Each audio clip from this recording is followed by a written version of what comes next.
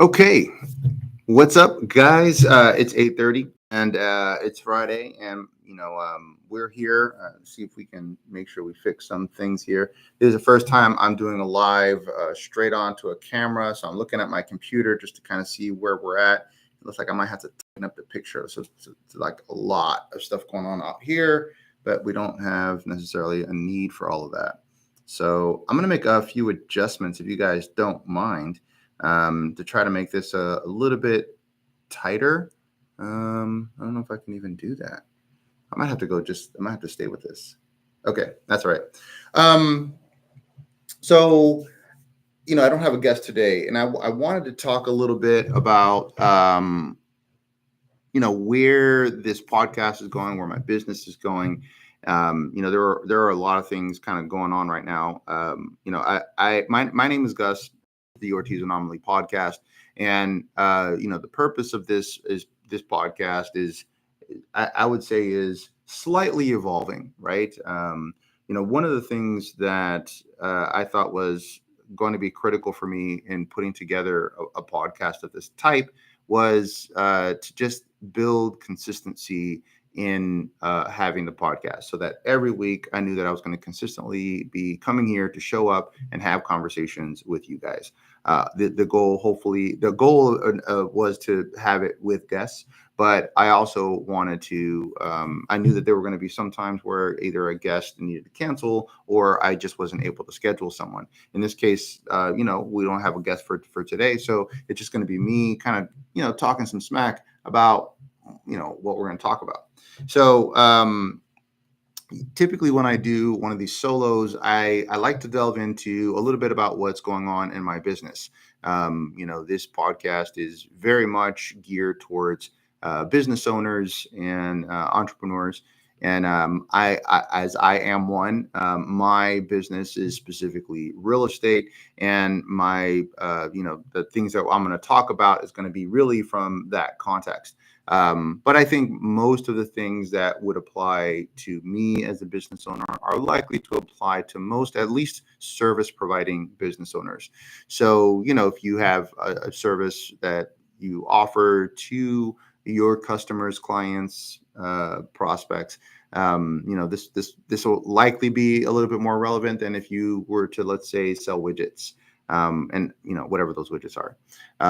But I would imagine the principles are going to be very similar. So business and real estate. I may even delve into the economy today, and then just whatever other things that kind of come to my mind. But I wanted to try to get into this idea of consistency. It's something that's really has challenged me as a business owner, and but I know that it is a critical component to finding success in business. Business, as I'm understanding it, is really a marathon, not a sprint. Now, not to say that you can't sprint your way into some elements of success, but in my experience, I'm finding at least that it's the consistency of activities that has really made the difference in my business over, just sort of, rushing through and getting through a particular project. Now, I will say that there are certainly projects that I endeavor in as a part of my business, but I would say this podcast would be considered a project. But I do think that the consistency of doing it every single week is one of the elements that is going to assist in the success of the podcast. So, there are a lot of people who are that are starting in business, or are maybe they've only been in business for a short time, and they're looking for the secret sauce, right? Like, what's the secret sauce to being successful in your entrepreneurial endeavor? And what I'm finding is that there's not really a secret sauce, right? It's just kind of like a lot of work, and most consistent. What I'm finding is that consistency seems to be sort of the probably the one of the main determining factors as to whether or not you find success. And success to me is defined, at least for me, is defined as uh,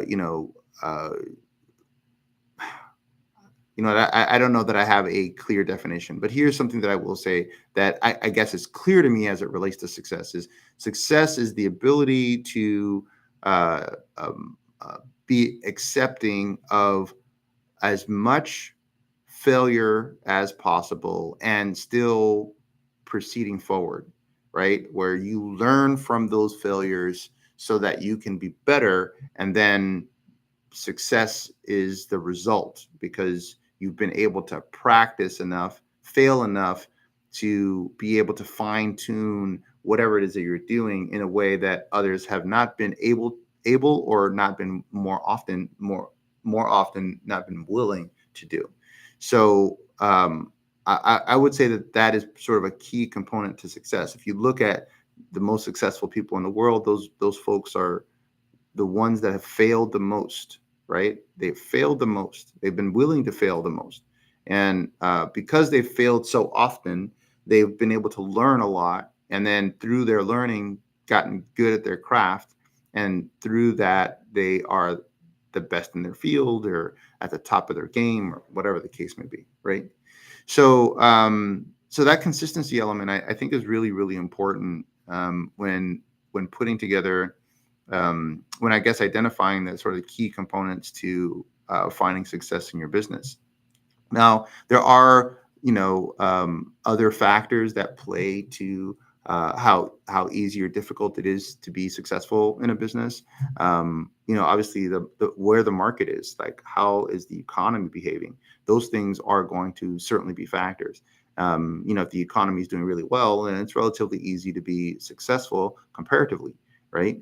You don't necessarily have to worry as much about how good or bad your systems are.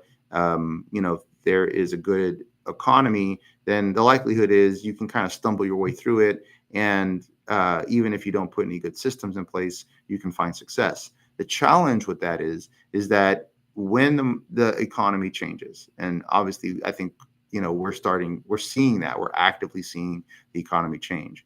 When the economy changes, then what happens is that stumbling that we've been doing as entrepreneurs becomes significantly more problematic. Like there is a exponential challenge now, right? It's not like, oh, it's slightly harder. It is exponentially harder because you have a more difficult environment to work in, and you don't have good systems and processes to ensure that you're the most efficient possible during the challenges that you're facing.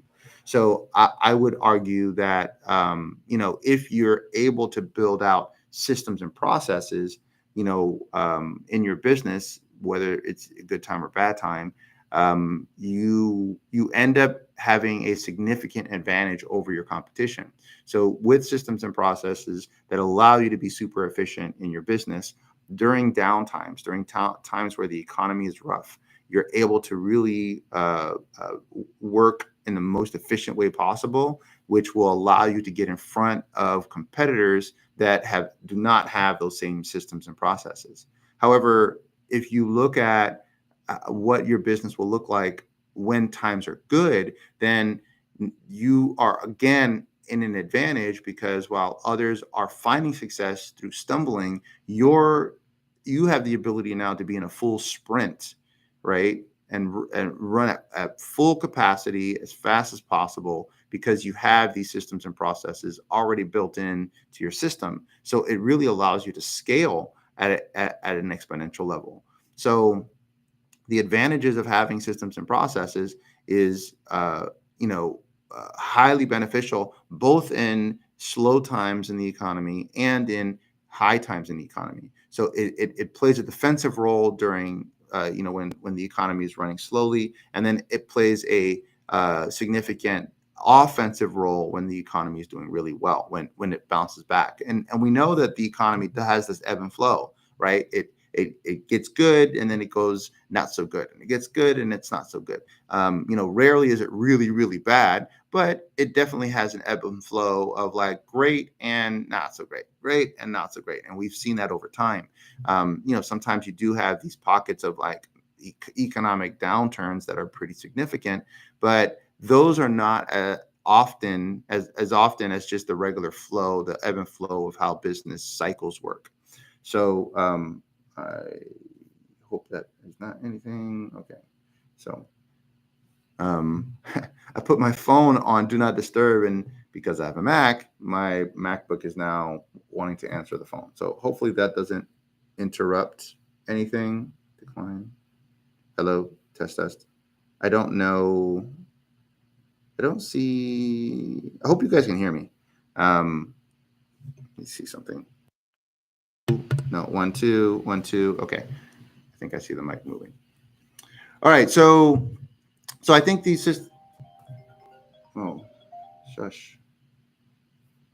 So maybe I have to put do not disturb on my computer as well. It's on do not disturb. Huh. I wonder why.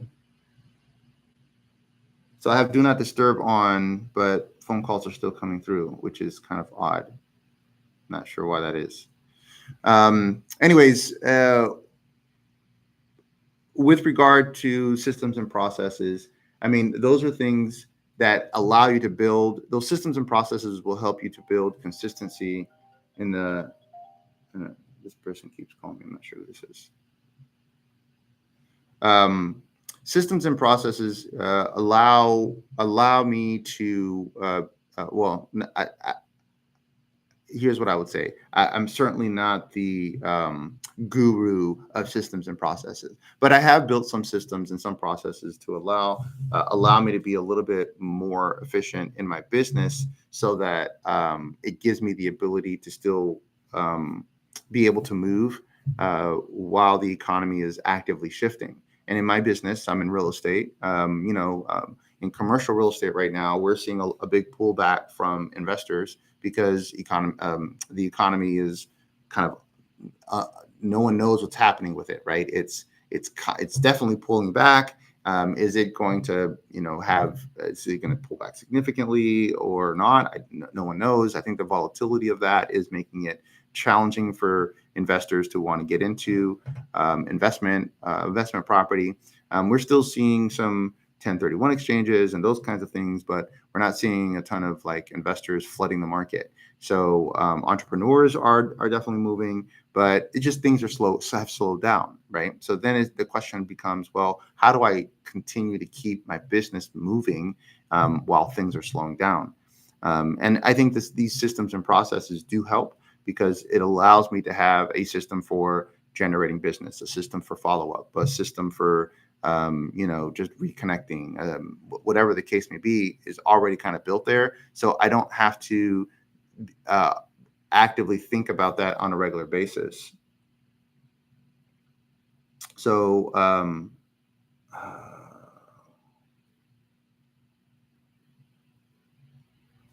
all right.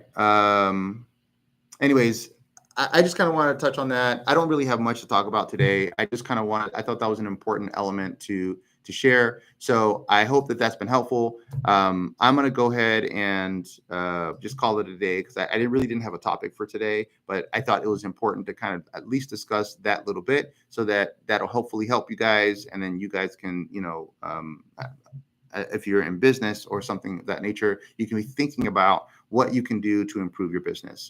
That's one thing that kind of has been a really impactful element of my business. So I just want to make sure I share that with you so that you're aware. Okay. So I appreciate you guys following. I appreciate you guys sharing. If you have anything that you guys want me to cover, please make sure you comment below. Make sure you share. And then, I look forward to chatting with you next time. I do have a guest next week, so I'm looking forward to having that conversation. So I will see you guys next time. Thank you so much. I'll talk to you next time. Peace.